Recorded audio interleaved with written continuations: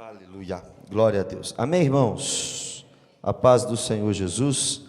Abram a Bíblia comigo, por gentileza, em 1 Coríntios, capítulo 1.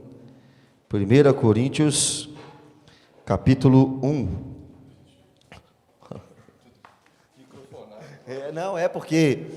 Por que nós estamos com o microfone hoje? Paz, minha irmã, paz, minha irmã. Porque nós estamos gravando agora o estudo para colocar só um tempão depois na internet.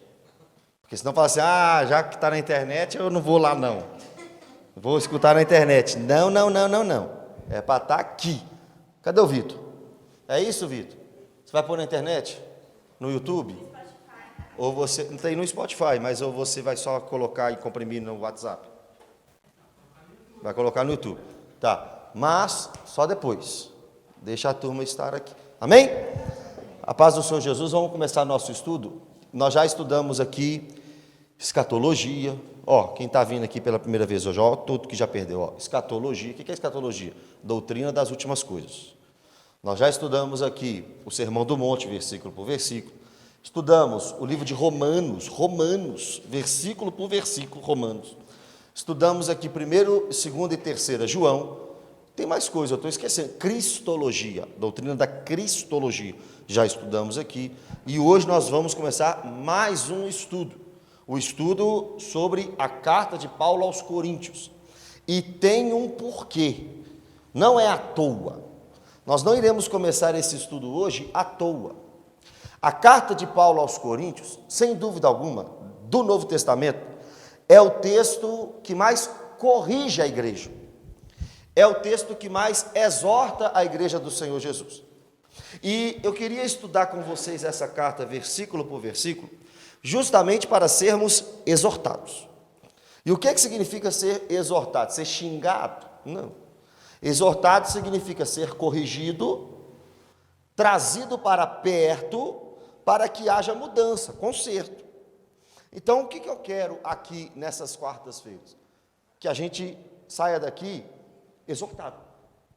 Que a igreja saia daqui aprendendo mais da palavra de Deus e mudando um pouco a conduta de vida. O estudo bíblico, irmãos, tem como objetivo não somente a teoria, mas a prática. Nós iremos aqui aprender o que fazer e o que não fazer. Temos bons exemplos nessa carta e péssimos exemplos nessa carta. Então, junto com esses bons exemplos e péssimos exemplos, nós formamos o quê? A nossa andada, o nosso caminhar, o nosso dia a dia. Então é para isso que você vem aqui quarta-feira, para estudar a Bíblia. Aqui você pode fazer pergunta, pode levantar a mão, só levanta a mão por gentileza. Você pode falar assim, pastor, não entendi, repete. Pastor, posso dar um exemplo? O que você não pode fazer no culto de domingo. No culto de domingo, né? Louvor, palavra, passeia, acabou, tchau, Deus abençoe. Aqui não. Agora você pode sim perguntar. Mas assim, só peça uma coisa, pergunta dentro da matéria, pergunta dentro do que está sendo falado, só para a gente conseguir caminhar, amém? Glória a Deus, pode ser assim então? Amém, vamos lá. Primeira carta de Paulo aos Coríntios. Primeiro, eu queria ver com vocês a fundação dessa igreja. Nós sabemos que Paulo visita esta igreja na sua segunda viagem missionária. O apóstolo Paulo, em Atos capítulo 18, ele está na região da Acaia. Você sabe que o mundo antigo, o mundo do primeiro século, era dominado e orquestrado pelo Império Romano. O Império Romano conquistou as terras, principalmente, por exemplo, as terras lá de Israel, da Palestina hoje chamada, no ano 63 a.C., com Pompeu, o imperador. Nos dias de Jesus, César Augusto, depois Tibério César, e vários, Cláudio, Nero, depois dos anos 90, por exemplo, Domiciano. Então, aqui nós temos um período em que o Império Romano comandava o mundo antigo, e o Império Romano dividia o mundo em províncias. Nós tínhamos, por exemplo, a província da Judéia, da Samaria, Idumeia, Pérea, Decápolis, várias regiões do mundo. Em Israel e naquela região. Fora de Israel, nós tínhamos, por exemplo, a Galácia. Paulo foi na Galácia, na primeira viagem missionária. Lá em Atos capítulo 13, nós temos a primeira viagem missionária do apóstolo Paulo. Ele foi como um vice, como um sub. Quem era o líder da primeira viagem missionária? Barnabé. Tanto é que em Atos capítulo 13, a Bíblia diz assim, olha, o Espírito Santo diz, separai-me agora, Barnabé e Saulo, para a obra que eu vos tenho chamado. O apóstolo Paulo se torna de Saulo para Paulo na primeira viagem missionária. E não foi Deus que mudou o nome dele, foi ele que deixou o seu nome hebraico, judaico, para ser chamado de Paulo, um nome romano. Saulo significa desejado, o amado desejado. Paulo significa pequeno. Então ele deixa de ser chamado com o nome judaico para ser chamado com o seu nome romano, Paulo. Diferente de Jacó, por exemplo. Jacó teve o nome mudado por Deus. Deus tira aquele que apanha pelo calcanhar para o que luta com Deus e prevalece, Israel. Paulo não. Na primeira viagem missionária de Paulo também, nós temos aquela famosa passagem de João Marcos abandonando a viagem missionária em Perge da Panfilha. Nós temos também na primeira viagem missionária, Paulo pregando na cidade de Listra, Icônio, Antioquia da Pisídia, Derbe. Nós temos Paulo pregando tanto na cidade de Listra, que no capítulo 14, na primeira viagem missionária dele ainda, ele é apedrejado e tido como morto na porta da cidade. Antes disso, a conversão de Saulo é conhecida, Atos capítulo 9. Ali em Damasco, ele recebe o Espírito Santo, ele recebe Ananias, Ananias prega para ele, as escamas são tiradas, ele começa a pregar em Damasco, vai para a Arábia. Na Arábia ele fica por 3 anos, volta para Damasco. De Damasco ele vai para Jerusalém e é rejeitado. Os discípulos não aceitaram, não concordaram e não creram na conversão de Saulo de Tarso. A não ser Barnabé, que pega pela mão Saulo de Tarso e envia ele para onde? Para Tarso, para a cidade natal dele.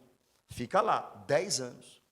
Depois de 14 anos da conversão de Paulo, é que está acontecendo isso que eu estou falando para vocês. A primeira viagem missionária. 14 anos depois da conversão. E agora ele está pregando na cidade de Listra, voltando no que eu estava falando, e a pregação é tão bem sucedida, mas tão bem sucedida, que ele é apedrejado e tido como morto na cidade de Listra. Hoje a gente prega e sai o quê? Aplaudido. A gente prega e sai o quê? Com uma ofertinha no bolso. A gente prega e sai como? Com um lanche. Pastor, você veio pregar na minha igreja? Vamos ali na pizzaria. Vamos ali no restaurante. Hoje é assim. Mas Paulo não era assim, não. Paulo foi apedrejado e tido como morto. Depois ele volta para Jerusalém em Atos capítulo 15. E em Atos capítulo 15 nós temos a primeira reunião da igreja, o concílio de Jerusalém. Os gentios estão se convertendo. A região da Galácia, o primeiro lugar que Paulo pregou, agora tem pessoas recebendo Cristo. Os de Jerusalém decidem o que irão fazer com eles. Os de Jerusalém, os apóstolos, a igreja de Jerusalém diz, vamos receber os gentios. Mas vamos pedir para eles apenas 4 coisas. Alguém sabe? Quais foram as 4 coisas pedidas pela igreja de Jerusalém aos gentios? Não. Que se abstenham das coisas sacrificadas a ídolos, da relação sexual ilícita, da carne sufocada e do sangue.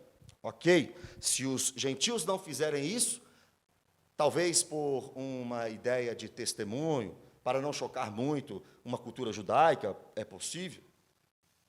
Se eles fizerem isso, nós abraçamos. Ok, está decidido, está resolvido. A segunda viagem missionária começa, então, agora com Paulo e Silas. Por quê? Porque Paulo chega para Barnabé e diz, Barnabé, vamos para a segunda viagem missionária? Barnabé diz assim, vamos para a segunda viagem missionária. Mas eu quero levar quem? João Marcos comigo. Eu quero levar o meu parente, João Marcos. Só que Paulo disse, em hipótese alguma, de jeito nenhum, eu não vou levar aquele que me abandonou em Perge da Panfilha. De jeito nenhum que eu vou levar alguém que não está pronto para fazer uma viagem completa, uma viagem inteira. Então, a Bíblia diz que houve uma grande contenda, briga. Paulo, nosso exemplo, O segundo homem mais importante do Novo Testamento, só perde para o Cristo, é claro. Este Paulo não consegue entrar em acordo com Barnabé. Aí o que acontece? Eles se separam. Barnabé vai cuidar de João Marcos e Paulo agora então começa a segunda viagem missionária. Só que ele vai com Silas. E essa segunda viagem missionária de Paulo começa numa província chamada Macedônia. Lá na Macedônia, nós chegamos em Atos 16, onde Paulo chega numa cidade conhecida, lembrada por vocês, eu tenho certeza, a cidade de Filipos. Porque foi ali que ele expulsa o espírito adivinhador de uma moça, e por causa disso, o que acontece com ele? Ele é preso. E quando Paulo foi preso, à meia-noite ele começou a murmurar, a reclamar. Lembra disso lá no texto bíblico? Ele reclamou demais da conta, não foi isso? O que ele fez? Ele louvou ao Senhor. Ele começou a adorar, Paulo e Silas começaram a adorar. E um terremoto alcança aquela cadeia, que quebra os grilhões da cadeia. Paulo e Silas saem da cadeia e o carcereiro está desesperado. E aí Paulo fala para o carcereiro algo que a gente acha que é profecia, mas não é profecia. Paulo diz para o carcereiro, olha, não se desespere, porque nós todos estamos aqui. Creia no Senhor Jesus, e será salvo tu e a tua casa. Por que eu sei que não é profecia? Porque o apóstolo Paulo foi até a casa. O apóstolo Paulo pregou para aqueles da casa. Pregou para o carcereiro. Eles crerão. Não quer dizer que isso vai acontecer com todos nós. Eu não posso garantir para vocês que toda a sua família vai ser salva por causa desse texto. O texto de Atos é um texto narrativo. Eu creio que existem bases e doutrinas para a igreja no livro de Atos? Sim, eu creio. Só que se você falar comigo que o texto de Atos é um texto doutrinário e não apenas narrativo, você vai ter que acreditar também em morte na hora da oferta. Assim como Ananias e Safira. Imagina, você já mentiu na oferta? Claro que já mentiu. E está aqui Vivinho da Silva. Então não quer dizer que tudo que aconteceu no livro de Atos vai acontecer hoje. Em Atos 16, lá para o carcereiro, Paulo diz, creia no Senhor Jesus e será salvo tu, a tua casa. Paulo prega, ele recebe Jesus, a família recebe Jesus e todos pós-crença são batizados. Em Atos 17, Paulo chega na capital da região da Macedônia. Ele chega na cidade de Tessalônica. E ali ele funda uma igreja também. Depois que Paulo sai de Tessalônica, ainda em Atos 17, ele vai para Bereia. E os irmãos de Bereia eram mais nobres do que os de Tessalônica. Por quê? Isso aí mesmo, quem falou? Você. Porque eles conferiam nas Escrituras, consultavam nas Escrituras tudo aquilo que Paulo pregava. Quais Escrituras? 1 Tessalonicenses? Claro que não. O Antigo Testamento. As Escrituras do Antigo Testamento. Então, se Paulo está falando que Jesus é o Cristo, se Paulo está anunciando que Jesus é o Cristo, os irmãos de Bereia estão pegando as profecias do Antigo Testamento sobre o Messias e analisando para ver se de fato Jesus era o Cristo. E Jesus é o Cristo, graças a Deus por isso. Depois de Bereia, Paulo chega no final de Atos 17, na cidade de Atenas. E na cidade de Atenas, ele vai conversar, debater, mostrar para os idólatras, para os adoradores dos panteões de deuses gregos, que o Deus desconhecido, aquele Deus que o povo adorava sem saber e sem conhecer, este era o verdadeiro Deus. Saindo de Atenas, ainda na segunda viagem missionária, Paulo chega em Corinto. Corinto era a capital de uma região chamada Acaia, era outra província, perceba? Segunda viagem missionária de Paulo, Macedônia e depois Acaia. A capital da Acaia era Corinto. E se você conhece alguma cidade aqui, meu irmão, devassa. Se você acha que Belo Horizonte é promíscua, você precisa conhecer Corinto. Corinto, sim, era uma cidade devassa. Os templos de deuses e de deusas daquela época eram regados a relações sexuais para os seus deuses. E isso era o de menos. Tinha dois grandes portos naquela cidade, Sancreia e Lacaion. Sancreia e Lacaion. Por isso, por ser uma cidade portuária, era uma cidade que abraçava muitos estrangeiros. E naquele lugar promíscuo, sujo. Naquele lugar idólatra e naquele lugar cheio de estrangeiro, Paulo pensou, é aqui que eu preciso plantar uma igreja. Eu preciso plantar uma igreja no lugar promíscuo. Eu preciso plantar uma igreja no lugar sujo. Eu preciso plantar uma igreja onde tem pessoas estrangeiras, onde tem um fluxo grande de pessoas. Então, Paulo fica ali quanto tempo? Quem sabe? Quem sabe quanto tempo Paulo ficou naquela igreja plantando? Naquele lugar plantando? Não. 3 semanas ele ficou em Tessalônica, 3 anos ele ficou em Éfeso. Aqui em Corinto ele ficou por 1 ano e meio. 1 ano e meio. Nós encontramos isso em Atos capítulo 18.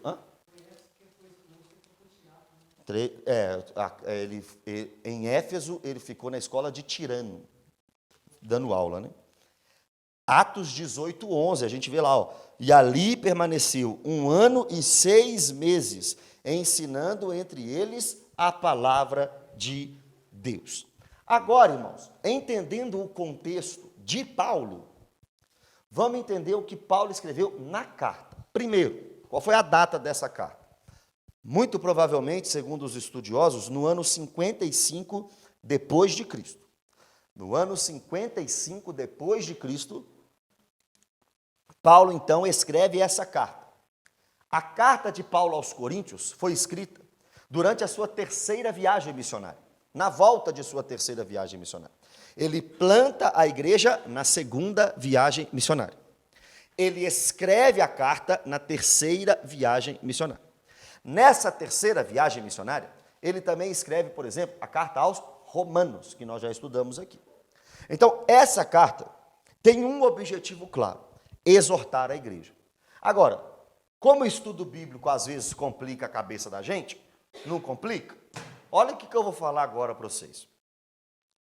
A primeira carta do apóstolo Paulo é a primeira carta do apóstolo Paulo aos Coríntios? Não. Nós estamos na Bíblia como primeira carta ou epístola de Paulo aos Coríntios. Mas essa não foi a primeira carta que Paulo escreveu aos Coríntios. Como é que eu sei disso? Se você abrir aí no capítulo 5, no versículo 9, você vai ver que Paulo já tinha escrito uma carta para aquela igreja. 1 Coríntios capítulo 5, versículo 9. Já em carta vos escrevi, que não vos associeis com os impuros. Olha para você ver, o apóstolo Paulo já tinha escrito uma carta antes dessa carta. Aonde está essa carta? Sei não. Você também não sabe não.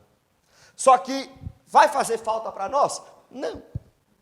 Porque nós cremos que as cartas inspiradas se encontram no cânon bíblico. Se encontram aqui, na Bíblia Sagrada. O que nós precisávamos para a nossa fé e piedade está nas Escrituras. Essa carta, não posso garantir, mas muito provavelmente não foi inspirada. Uma carta de sabedoria, uma carta importante, mas nós não temos ela no cânon bíblico. A ideia de alguns teólogos e de estudiosos do apóstolo Paulo, da vida de Paulo, é a seguinte: ele sai da cidade de Corinto e escreve uma carta. Essa carta nós não temos. Depois, chega até ele notícias de que a igreja está uma bagunça só, que a igreja está cheia de problema. Então ele escreve essa carta para corrigir, no mínimo, 11 problemas daquela igreja. Vamos citar eles aqui. 11 problemas da igreja. Segundo alguns estudiosos também, não está na Bíblia isso está nos livros de teologia, o apóstolo Paulo faz uma visita à cidade de Corinto. E depois dessa visita à cidade de Corinto, ele escreve mais uma carta, seria a 3ª. Nós também não temos. A teologia chama essa carta de carta severa. Depois dessa carta severa, talvez por Tito, um de seus discípulos preferidos, o apóstolo Paulo ouve melhoras daquela igreja. Então ele escreve mais uma carta, a 4ª carta, que para nós na Bíblia é chamada de 2ª carta de Paulo aos Coríntios. Então das 4 que Paulo escreveu, nós temos 2. Essa segunda já não é mais tão pesada como a primeira. E qual nós escolhemos para estudar? A primeira. A segunda é Paulo defendendo o seu apostolado, é Paulo explicando o porquê que ele sofria, lembra do espinho na carne? Os motivos de seu sofrimento. É Paulo combatendo os falsos mestres, é Paulo ensinando a igreja como pregar o evangelho, é uma carta mais leve. Mas essa carta que nós iremos estudar é uma carta de exortação do início ao fim, de correção do início ao fim. Mas eu quero mostrar para vocês aqui quais eram os problemas daquela igreja. E aqui, ó, falei isso ontem lá onde eu estava dando aula, vou falar aqui também. Eu preciso que a gente faça um trato aqui, todo mundo, antes de começarmos a numerar os problemas da igreja de Corinto. Você que quer sair da Lagoinha Mangabeiras, só pode sair da Lagoinha Mangabeiras se ela for pior que a igreja de Corinto. Vamos fazer esse trato? Se a igreja for pior que a de Corinto, você sai. Se tiver pau a pau, você fica. Se for menos pior, não vou nem falar que é a igreja boa, não. Falar se for menos pior, se for menos pior, menos ruim, menos o que você quiser, aí nós vamos continuar aqui, tá? Porque, ó, eu vou começar a enumerar os problemas. Mas antes, leia 1 Coríntios capítulo 1, versículo 2 comigo, por gentileza. 1 Coríntios capítulo 1, versículo 2. A igreja de Deus que se encontra em Corinto. Aos santificados em Cristo Jesus, chamados para ser santos, como todos os que em todo lugar invocam o nome de nosso Senhor Jesus Cristo, Senhor deles e nosso. Graça a vós outros e paz. Então, Paulo está diante da igreja mais problemática de seu ministério, mais difícil de seu ministério, mas ele chama aquela igreja de a igreja de Deus, que se encontra em Corinto. Tá bom? Então vamos ver agora quais eram os problemas da carta. Isso tudo aqui é o quê? Uma introdução à carta. No estudo que vem, na quarta que vem, que aliás, antes do estudo da quarta que vem, nós temos a nossa tarde de oração, que fique bem claro, às 16 horas estaremos aqui orando, passaremos uma tarde em oração, depois teremos um momento de lanche, e depois nós teremos o estudo bíblico. Lá na semana que vem, entraremos aqui no texto da carta. Quarta-feira que vem. É toda quarta aqui, minha irmã, o estudo, às 20 horas. Não, só no feriado. Ó, a oração, só no feriado. Quarta-feira próxima. Agora, fora domingo às 9 horas. Quarta-feira, dia 15, às 16 horas, oração. Depois, estudo bíblico, tá? Mas o estudo bíblico é toda quarta-feira, às 20 horas. Então vamos lá, para a gente ver como é que era a situação da igreja de Corinto. Do capítulo 1 ao capítulo 4, o apóstolo Paulo vai corrigir o primeiro problema daquela igreja. Era o problema de divisão. Alguns diziam, eu sou de Paulo. Outros diziam, eu sou de Pedro. Outros diziam, eu sou de Apolo. Outros diziam, não, eu sou de Cristo. Perceba, muito provavelmente o apóstolo Pedro andou por aquelas bandas ali. Ou então, como ele era uma figura enorme na igreja de Jerusalém, alguns diziam, não, eu sigo a matriz, eu sigo Jerusalém, eu sigo Pedro. Paulo era o fundador daquela igreja. Então, alguns diziam, não, eu não sigo ninguém que vem aqui pastorear, eu sigo é Paulo, porque foi Paulo que fundou a igreja.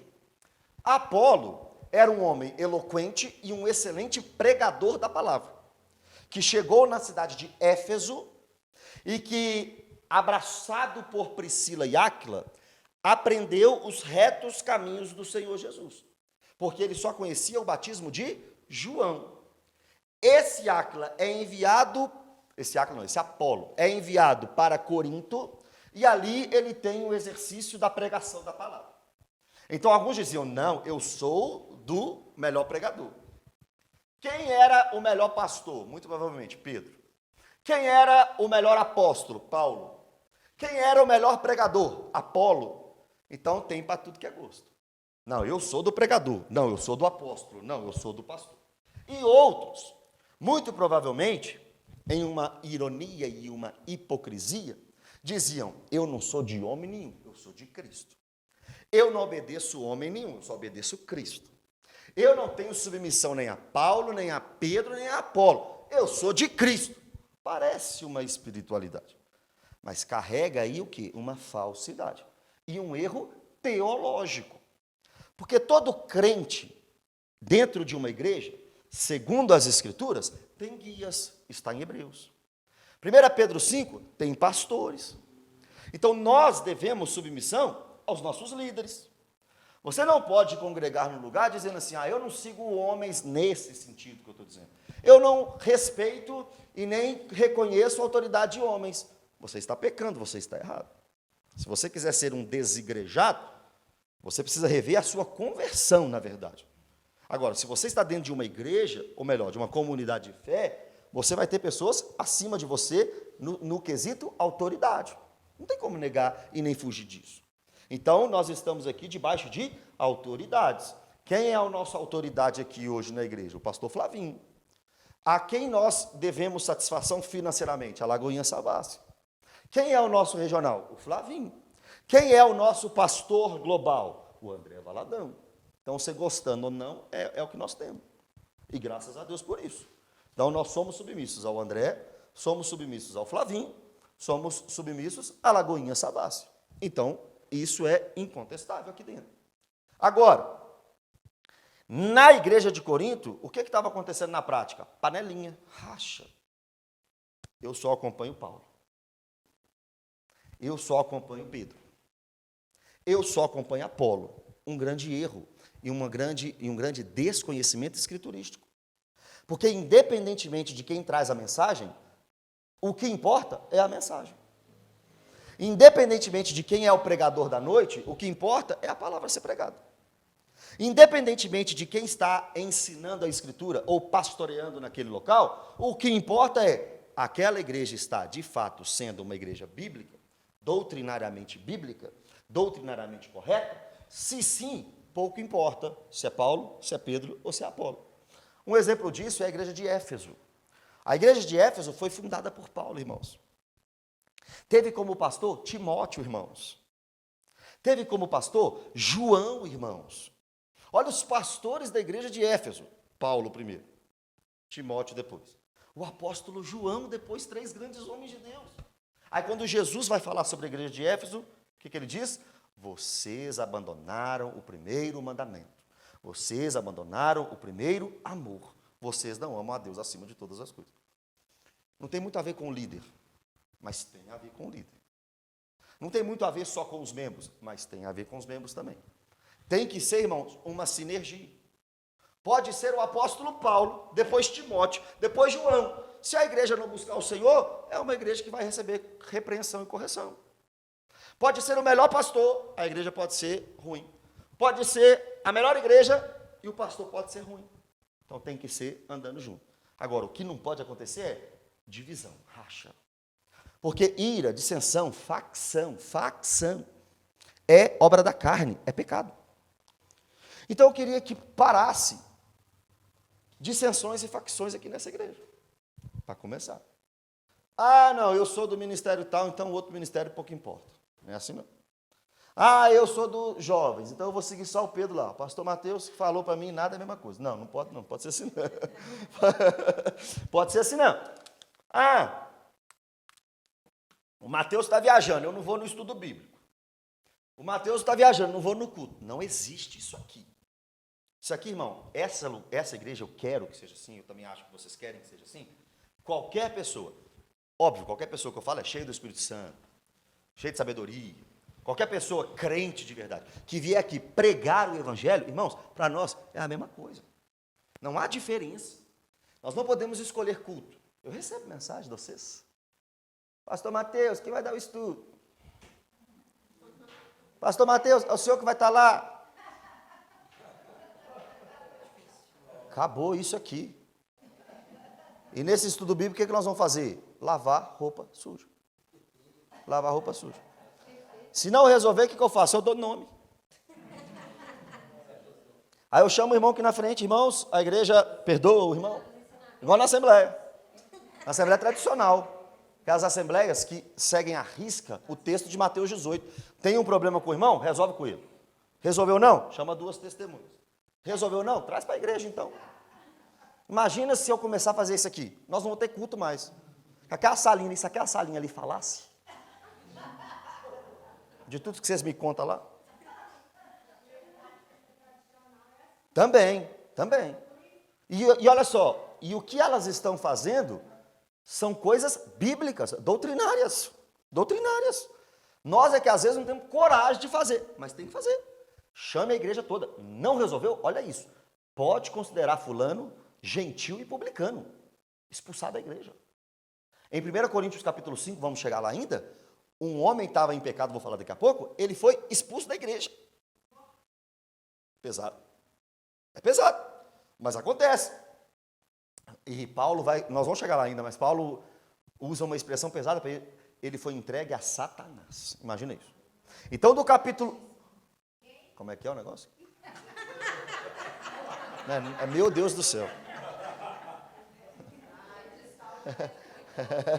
Meu Deus do céu. Fala assim, meu Deus.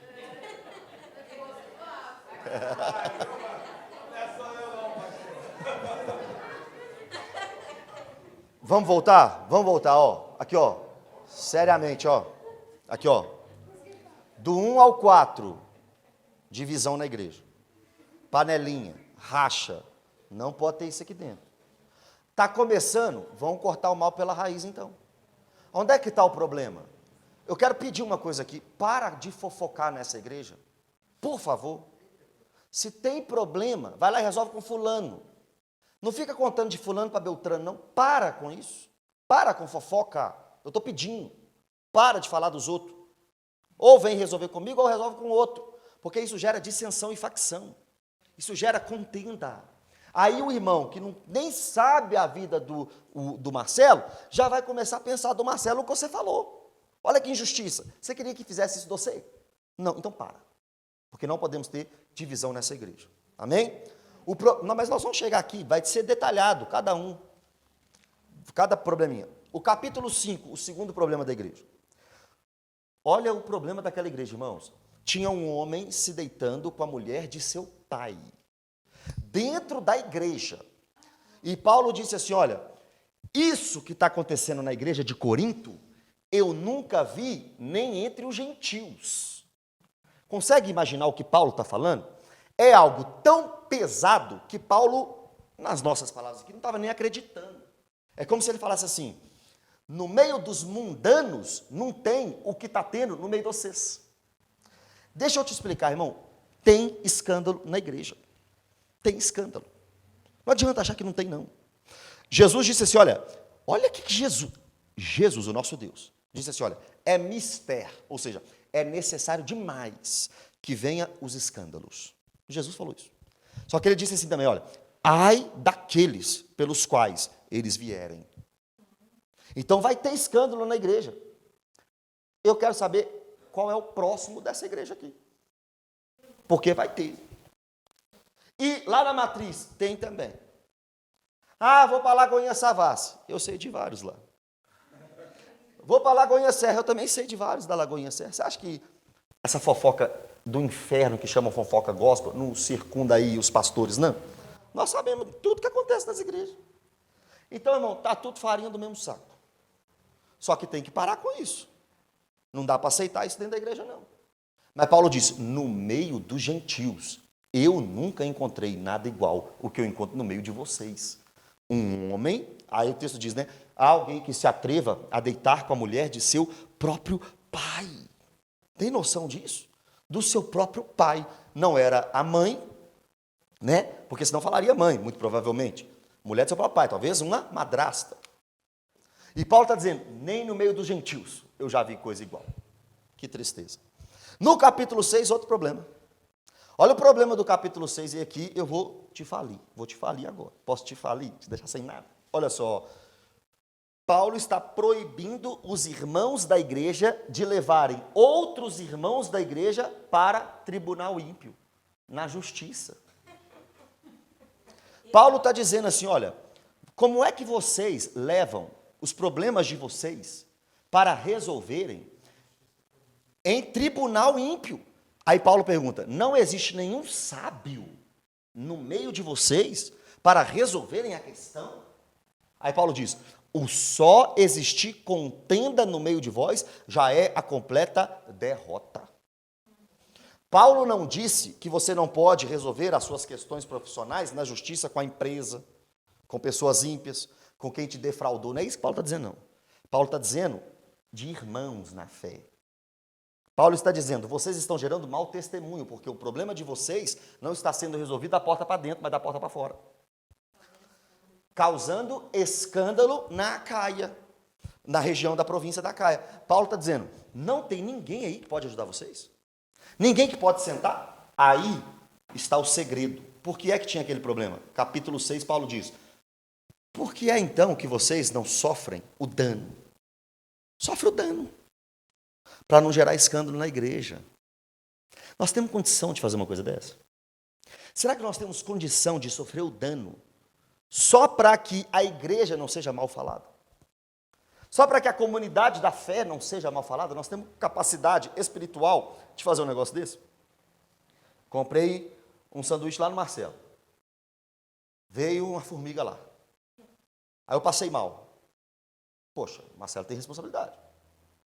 Poderia ter uma formiga lá. E a causa ganha. O Rodrigo já me falou, causa ganha. Eu falo assim, não, mas o Marcelo é meu irmão em Cristo, lá da minha igreja. Eu vou sofrer o dano. Marcelo, aconteceu isso lá na sua lanchonete. Como é que a gente pode resolver? Mas na justiça eu não te levo. Ah, eu não tenho dinheiro para pagar seu remédio, não. Ok, Marcelo, tudo bem, eu te perdoo em nome de Jesus. Espiritual. Porque se não for assim, Paulo diz, o só existir contenda no meio de vocês já é a completa derrota. Derrota. Tá entendendo? Isso aí foi bem claro que ele fala, porque às vezes a pessoa entende que assumir o prejuízo não é falar com ele. Você pode conversar, resolver. Sentar lá, conversar, explicar, até, vamos aqui ver o que eu posso te ajudar, o que nós podemos fazer sobre isso, né? Uhum. Não falar, não, você vai ficar com raiva de mim. Não é isso, não. Não é isso, porque Mateus 18 diz, tem um problema com o irmão, vai entre ele e você e resolve. Não resolveu, chama duas pessoas. Não resolveu, leva para a igreja. Então, existem situações que devem ser resolvidas. O que Paulo está condenando é, não leve para tribunal ímpio. Não leve para tribunal ímpio, porque isso gera vergonha, escândalo. Ok? Mas eu tenho que ter um coração meio cheio de Deus, galera. Com certeza. Eu vou para eu falar assim, ó, vou chamar a polícia por você está molestando minha filha. Não, irmão, presta atenção. Não. Esse aí é... Não é isso não, Paulo. Paulo, isso é crime. Isso é crime. Não estou falando disso. Eu estou falando... Deve. Com certeza. Eu acho... Paulo, eu estou falando de situações... Escuta. Eu estou falando de situações de convívios entre irmãos. Convívios entre irmãos. Eu estou falando de você sofrer o dano por um irmão. Não estou falando disso aí, não. Isso aí é proibido nas Escrituras, isso é pecado, isso é obra da carne, isso aí é desobedecer e ser insubmisso às leis dos homens. Isso é outro caso, não tem nada a ver com isso, não. Pelo amor de Deus. Não, esse caso é legítimo. Claro, não é nem irmão. Com certeza não é irmão. Olha para você ver, Paulo, lá na igreja, uma lagoinha em São Paulo, recentemente, foi descoberto um pedófilo. O que aconteceu? Levaram para a polícia, está preso. É a mesma coisa da mulher, evangélica, apanhada do marido. Também. Que é não levar É. o problema para a polícia. É verdade. Depois você leva para o pastor. É verdade, isso é verdade. Se alguém estiver aqui apanhando do marido, não estou brincando. Irmãos, aqui, não é brincadeira, eu estou falando sério, tá? Eu estou falando sério. Se alguém aqui estiver apanhando do marido, antes de vir para mim, tem que ir para a delegacia. Isso é crime. Tá entendendo? Eu estou falando sério isso aqui. Não, claro que não. Sem dúvida. Vamos lá, vamos continuar?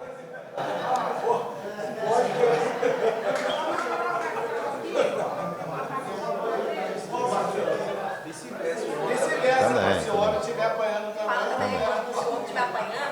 Também.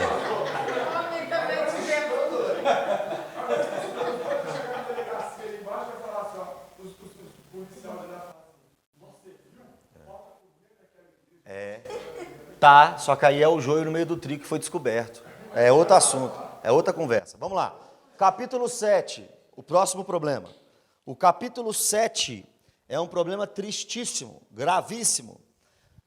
Divórcio. Olha para você ver, no capítulo 7 o divórcio é tratado como um problema na igreja, e é claro que é um problema. A Bíblia diz que Deus odeia o divórcio. A Bíblia diz que aquele que Deus uniu, o homem não separa. Mas temos duas possibilidades, e vamos ver isso quando chegarmos lá, para divórcio na Bíblia. Duas possibilidades. Traição, relação sexual ilícita, e abandono. Então existem duas permissões para divórcio na Bíblia. A traição e o abandono. Então, no capítulo 7, o apóstolo Paulo vai corrigir a igreja acerca do casamento. Agora, olha do capítulo 8 ao 10, mais um problema. Do capítulo 8 ao 10, o problema era a idolatria. Idolatria. Perceba, irmãos, tem coisa na Bíblia que é sim, sim, pode. Tem coisa na Bíblia que é não pode. Tem coisa na Bíblia que depende. Do capítulo 8 ao 10, quando chegarmos lá, veremos que tem coisa que depende. Olha só, é permitido, pensa antes de responder, é permitido pela Bíblia comer coisas sacrificadas a ídolos? Depende, acabei de dar a dica, né? Depende. Isso, olha quando pode. Quando pode você leva para a sua casa, para o seu aposento, sem que ninguém veja, sem gerar escândalo, consagra a Deus e com a sua boa consciência você come. Não há problema nenhum. Quando não pode, em hipótese alguma, quando você está fazendo isso ou faria isso no meio de pagãos, em templos pagãos, em festas pagãs, em hipótese alguma. Quando que depende? Quando você vai, e é o exemplo que Paulo dá, quando você vai na casa de um amigo, por exemplo, e ali tem, você sabe que ele adora isso, adora aquilo outro, mas você não pergunta nada e não tem certeza daquele alimento se é consagrado a ídolo ou não. Quando você não tem certeza, você come sem perguntar nada, por causa da sua consciência. Então, aí depende. Perguntou? Não perguntou? Se não perguntou, pode. Se perguntou e chegou, você fala assim, obrigado, Deus abençoe, estou indo embora com fome. E não come. Você acha que se eu pegar uma oferenda, por exemplo, de uma macumba, sabendo que é uma oferenda de menino de Angola, se dá para minha filha, você acha que ela pode... Paulo, eu vou te responder segundo 1 Coríntios, capítulo 8 ao 10. Se você é maduro na fé, levar essa bala, eu não faço isso, mas se você levar para a sua casa e consagrar a Deus lá na sua casa e não fazer algo como escândalo visível aos outros, não acontece nada. 1 Coríntios 8 ao 10, acabou a conversa. Romanos 14 também. Eu não faço. Não, mais ou menos, em parte. Da consciência. Exato, mas aí só que aí eu vou ficar preso no que o texto diz. Sempre vou ficar preso no que o texto diz. O texto diz, consagrando ao Senhor, levando em boa consciência e não gerando escândalo no seu interior, aquilo que você faz, faça para contigo e com Deus, não vai acontecer nada. 1 Coríntios 8 ao 10. Eu tô preso ao que o texto diz. Capítulo 11, dois problemas. Capítulo 11, dois problemas. O primeiro, a mulher não queria ser submissa ao marido. Capítulo 11. A questão do véu, lembra do véu? Paulo vai corrigir a igreja porque a mulher não queria estar debaixo da missão que Deus deu ao marido. Paulo tem que corrigir a igreja ali. Tanto é que Paulo vai mostrar, em 1 Coríntios 11, essa questão da relação entre homem e mulher, com a igualdade entre o pai e o filho. Olha para você ver. O Deus Pai e o Deus Filho têm a mesma importância. O homem e a mulher têm a mesma importância. Só que em 1 Coríntios 11, Paulo mostra a função do filho diferente da função do pai. Então, homem e mulher, segundo 1 Coríntios 11, a mesma importância. Segundo 1 Coríntios 11, funções diferentes. Nós iremos ver isso aqui. No capítulo 11 também, uma tristeza tremenda. A ceia do Senhor. Não é, ele vai citar o véu, que é um costume daquela época. Aí lá, quando chegarmos em 1 Coríntios 11, nós iremos detalhar tudo. Eu estou fazendo um panorama. O véu naquela época era um sinal de submissão.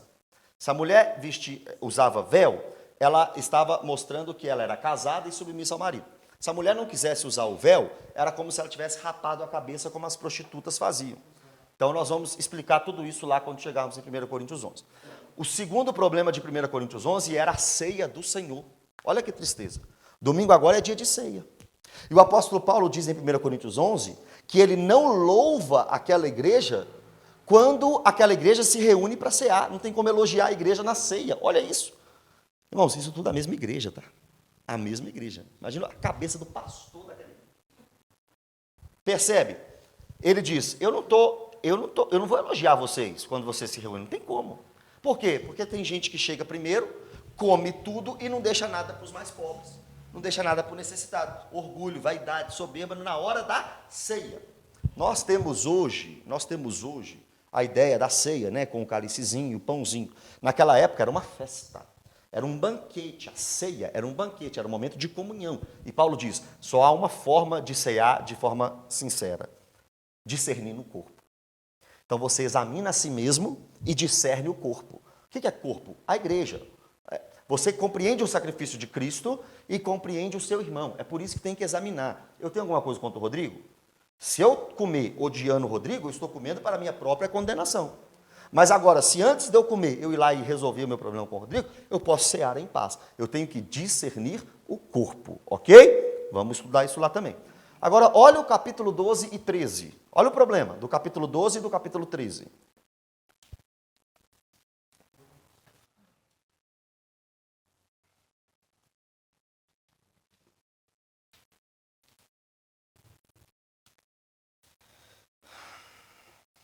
Capítulo 12 e 13.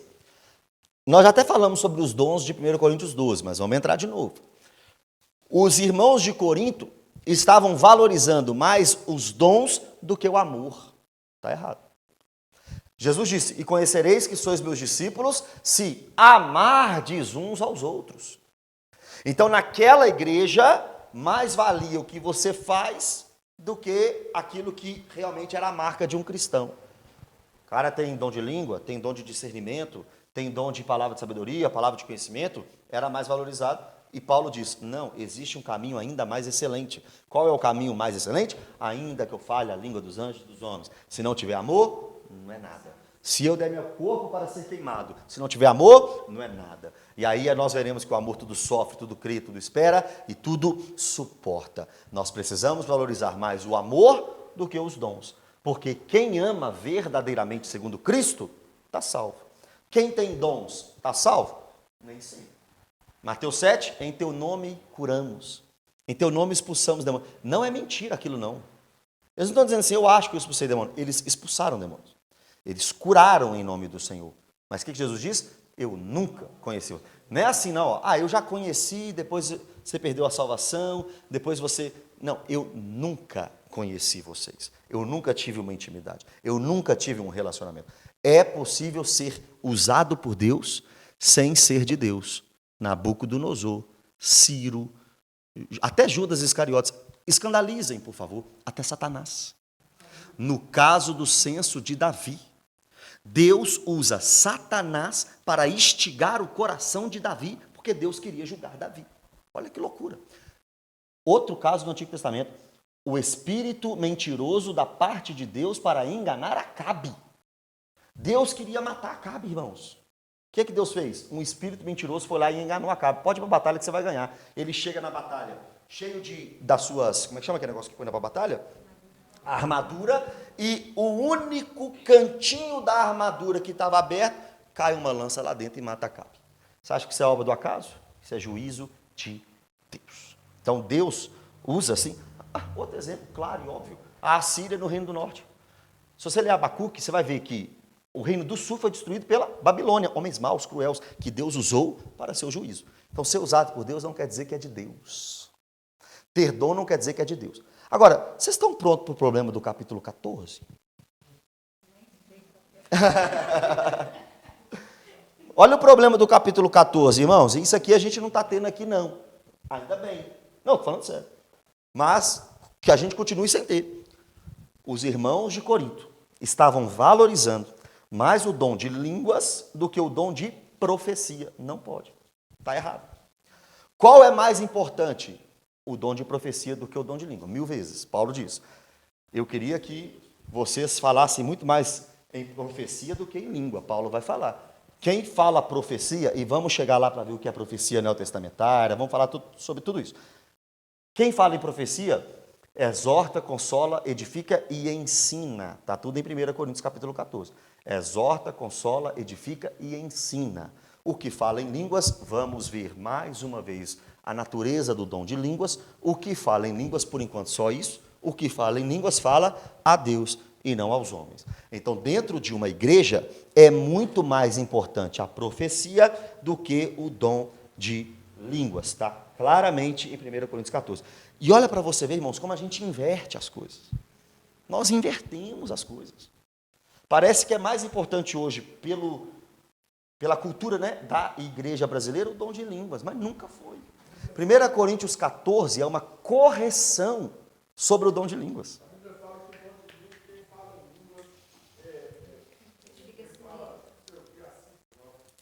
Edifica a si mesmo.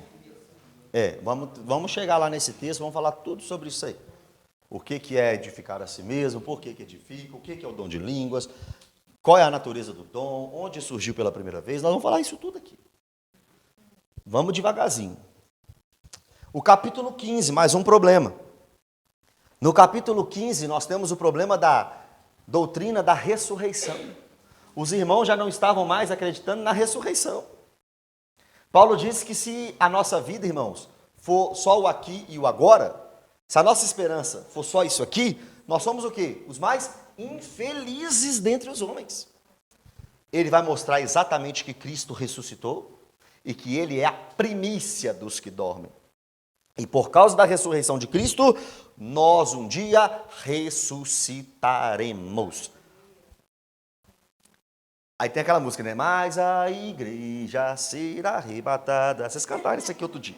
Num piscar de olhos acontecerá.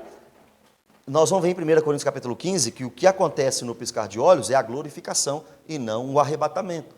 Veremos que quando a doutrina do arrebatamento é anunciada, está lá em 1 Tessalonicenses 4. Quando a doutrina da glorificação e da ressurreição são anunciadas, se encontra em 1 Coríntios 15. É a segunda vinda de Cristo. O evento segunda vinda de Cristo tem subeventos. Dentro dos subeventos temos juízo final, restauração de todas as coisas, arrebatamento, ressurreição, glorificação, mas são coisas diferentes. Quando a Bíblia diz num abrir e fechar de olhos, ela está citando a glorificação do corpo e não o arrebatamento. Por isso que essa música, só nessa frase, o resto ela é perfeita, só nessa frase encontramos uma complicação doutrinária. E aí no capítulo 16, Paulo ensina a igreja a ser generosa. Amém?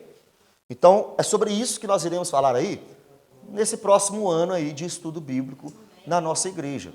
E vocês perceberam por que vocês precisam estar aqui?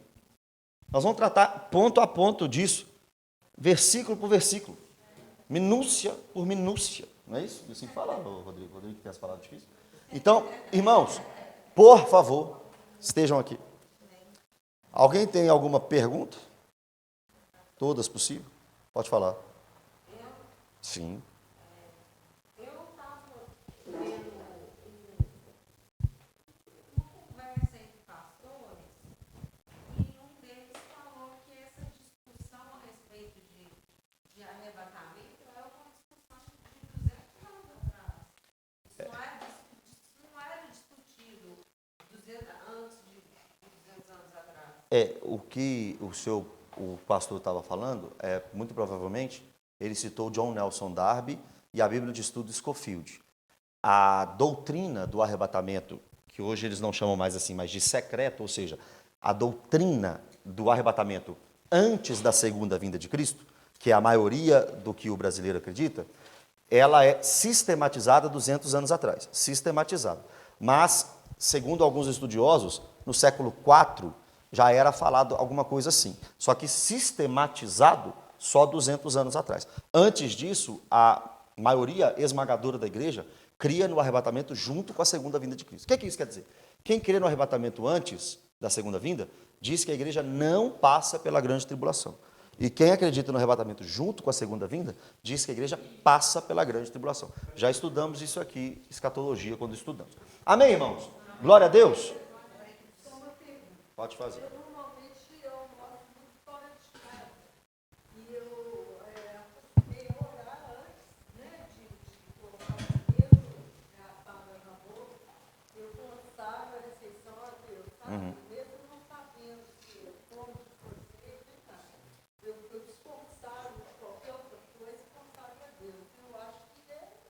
Válido. Não, não tem problema nenhum, tem que fazer isso mesmo, com certeza, sem dúvida alguma. Amém, irmãos? Ah, tá. Esse estudo aqui vai ser 10 quarta-feiras? 10? 10 mil, né? Mais. Romano durou um ano. Irmãos, já estamos vendendo o convite para o nosso ano novo. Está aqui, ó, o convite, R$60. R$60, tá? É o jantar, tá bom, irmãos? Quem quiser comprar, procura a Thaís. E o ingresso dos jovens, do dia do sítio, R$50 para passar o dia inteiro num sítio. Procura a Thaís também, ou o Pedro, ou a Fernanda, ou quem mais aí estiver vendendo. Amém, gente? Glória a Deus. Pode, vem cá.